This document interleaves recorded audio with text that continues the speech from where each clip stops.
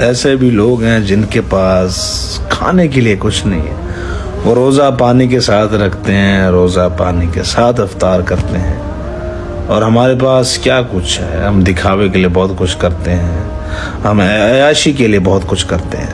ہمیں تو بہت دکھ ہوتا ہے کہ پاکستان میں رمضان شریف میں ہر چیز مہنگی ہو جاتی ہے، غریب سے فروٹ دور ہو جاتا ہے، غریب یقین کریں اچھا کھا نہیں سکتا۔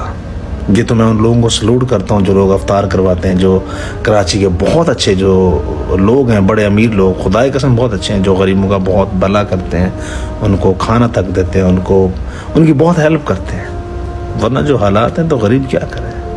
خدا را غریبوں کی مدد کرو، فلسطین کی مدد کرو۔ وہاں پہ کھانے کے لیے کچھ نہیں ہے، اور ہم کیا کر رہے ہیں؟ اڑا رہے ہیں، کھانا ضائع ہوتا ہے ہمارا، دنیا کو دکھاوے کے لیے تو فروٹ لا رہے ہیں اور وہ ضائع کچرے میں پھینک دیتے ہیں۔